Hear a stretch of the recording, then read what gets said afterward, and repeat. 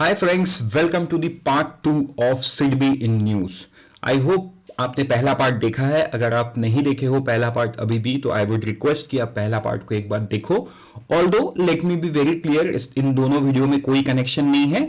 मैंने 5 news discuss किया है उस वीडियो में, एंड इसमें भी मैं 5 न्यूज डिस्कस करने वाला हूं from the last 6 months, right.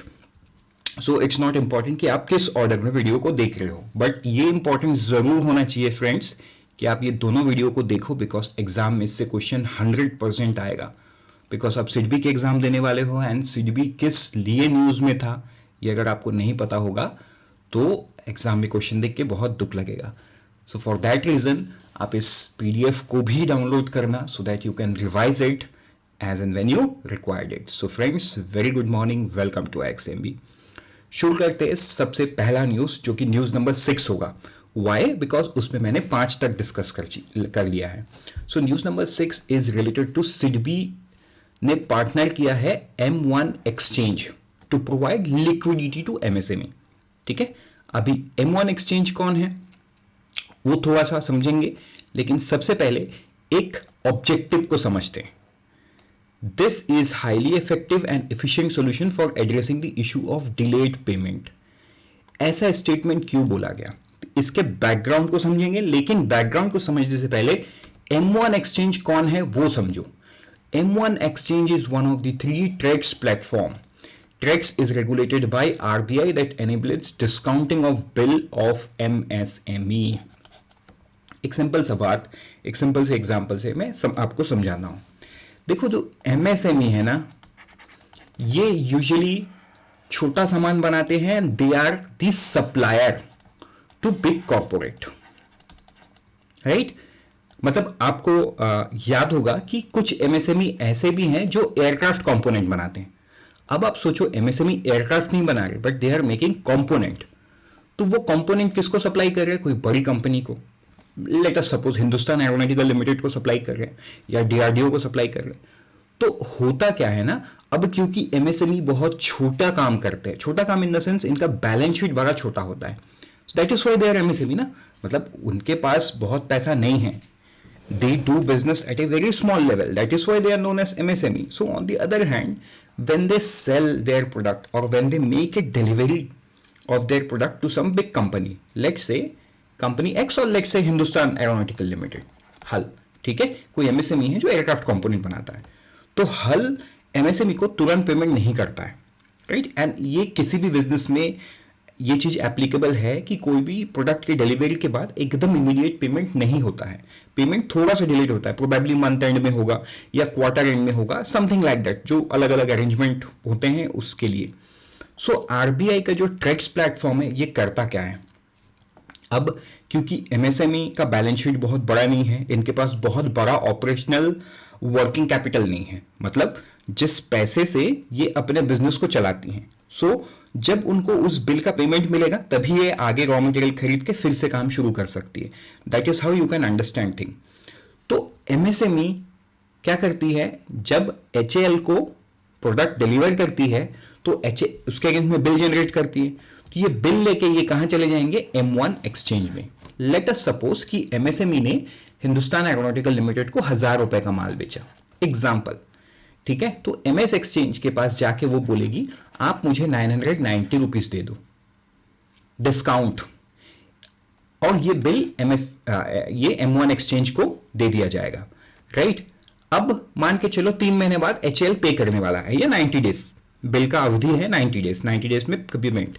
तो M1 एक्सचेंज 90 डेज बाद HAL से ये पेमेंट ले लेगा, तो कितना मिलेगा उनको, तो 1000 मिलेगा, मतलब 10 रुपीज प्रॉफिट इनको हुआ। So this is trades platform. तो सिडबी ने पार्टनर कर लिया M1 एक्सचेंज के साथ, so that it can provide liquidity to MSME। तो आप देखो सिडबी किस प्रकार MSME को सपोर्ट कर रहा है, राइट। आई होप आपको यहां पे ट्रेड्स भी क्लियर हुआ। ट्रेड्स कौन रेगुलेट करता है, RBI, वो भी समझ में आया। ट्रेड्स का कैसा अरेंजमेंट होता है MSME के साथ, एक हाइपोथेटिकल एग्जांपल से आपको वो भी समझ में आया। एंड ये तो आपको याद करना है कि सिडबी ने पार्टनर M1 एक्सचेंज के साथ किया है, राइट। तो अब आप देखो लेकिन ऐसा MSME रिलेटेड क्यों है, ऐसा MSME रिलेटेड इसीलिए है because this sector is also a major employment provider next only to agriculture, और वो भी रूरल इंडिया में, right? So that is how this MSME is going to help economy, मतलब इकोनॉमी को अगर नेक्स्ट लेवल पे लेके जाना है तो this is the sector that we should be looking upon, right? Because they have the potential to grow to some big corporate type का वो ग्रो कर सकते हैं. So that is why SIDBI is doing all those things. बढ़ते हैं आगे next news की तरफ, दैट इज न्यूज नंबर 7. ये न्यूज बड़ा छोटा न्यूज है, आपको बस ये याद रखना है कि सीडीबी ने पार्टनरशिप किया है किसके साथ? VFS capital. वीएफएस कैपिटल एक माइक्रो फाइनेंस इंस्टीट्यूशन है based in Kolkata, right? And इस अरेंजमेंट में वीएफएस कैपिटल एमएसएमई को 5 लाख रुपए तक का लोन देगा एट 13% इंटरेस्ट पर एनम. तो वीएफएस कैपिटल ने ये बोला है कि they expect to disburse ₹30 to 40 crore under this scheme. इस फाइनेंशियल ईयर में वो 30-40 करोड़ रुपए देंगे, राइट? तो ये छोटा सा न्यूज है. And to be very precise, ये न्यूज एकदम लेटेस्ट है, ये जनवरी मंथ का न्यूज है, राइट? तो इसको तो इग्नोर करना ही नहीं मत आप. ऑल्दो ये जो 10 न्यूज है ना, 10 में से एक भी इग्नोर करने लायक नहीं है, बट फिर भी मैं आपको बता रहा हूं कि ये जनवरी का है तो ये बहुत इंपॉर्टेंट है. ओके, अब आपको इसमें और भी कुछ जानना है क्योंकि ये जनवरी मंथ का है तो उसमें से कुछ भी आ सकता है. जैसे एमडी एंड सीईओ कौन है? कुलदीप मैती है वीएफएस कैपिटल का, and this is based in Kolkata.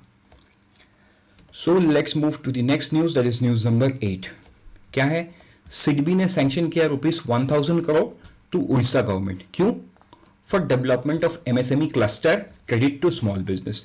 MSME का क्लस्टर मतलब एक पर्टिकुलर जगह पे बहुत सारे एमएसएमई का क्लस्टर बनाना, मतलब हर कोई एक एमएसएमई चला रहा है, so that can become a hub in near future, right? तो इसमें एक सवाल आता है, क्या उड़ीसा एकमात्र स्टेट है? नहीं, और भी बहुत सारे स्टेट में ऐसा काम चल रहा है, लेकिन this being the latest one, right? कितना सैंक्शन किया? 837 crore under a SIDBI cluster development fund scheme. ये है स्कीम का नाम. क्या है? SIDBI cluster development fund scheme to the government of Orissa to support the development of 18 infrastructure project in the state. तो ये 18 भी आपको याद रखना है. बढ़ते हैं आगे, अब इसको और थोड़ा डीपली समझते हैं कि और कौन से राज्य में ऐसा काम हो रहा है. तो बहुत सारे राज्य हैं, तमिलनाडु है, असम है, राइट? उसके बाद एक है EU स्विच एशिया प्रोग्राम. इसके अलावा, right, apart from setting up the project management unit in various states, ये जो EU स्विच एशिया प्रोग्राम है ये टोटल 9 स्टेट्स में चल रहा है.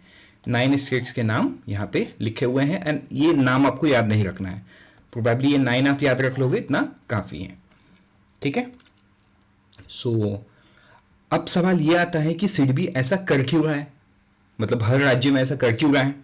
तो देखो, एक यूके सेना का कमेटी रिपोर्ट आया था ऑन एमएसएमई इन 2019, जहां पे उन्होंने एक मेजर बात बताया था कि जिस प्रकार से प्रायोरिटी सेक्टर लेंडिंग के जो शॉर्टफॉल्स है वो रूरल इंफ्रास्ट्रक्चर डेवलपमेंट फंड में जाता है फॉर नाबार्ड, क्योंकि नाबार्ड भी रिफाइनेंसिंग एक्टिविटी करता है.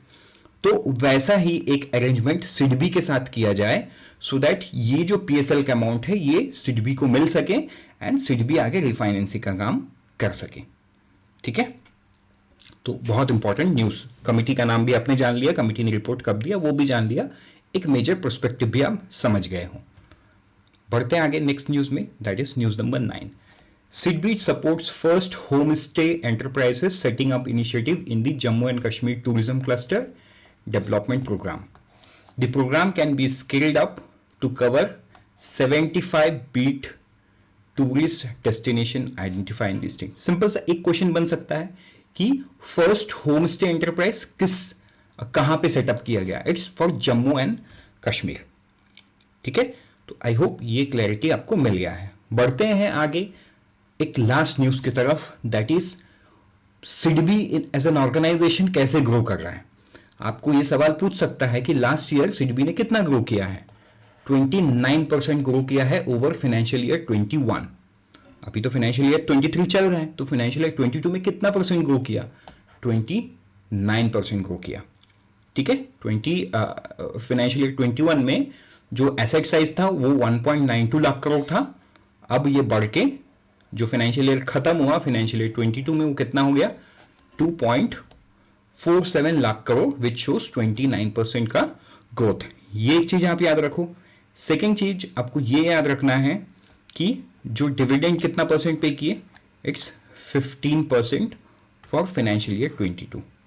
अच्छा, एक माइलस्टोन सिडबी ने अचीव किया है कि उन्होंने 2 लाख करोड़ का माइलस्टोन एज ऑफ मार्च 31 2020 को ये लैंडमार्क उन्होंने कंप्लीट किया है। तो इसको आप एक बार पढ़ लेना, इससे सारा चीज क्लैरिटी आपको मिल जाएगा। With this, we are done. Let's meet in some other lecture. Till then, unfold your potential. And thank you and all the best. But before I say goodbye, let me remind you कि अगर आप LIC AO का form भर रहे हो, अब अगर आप एग्जाम दे रहे हो, so do check out the course that is available on our website. So friends, and always remember, IXMB helps you prepare 50% faster.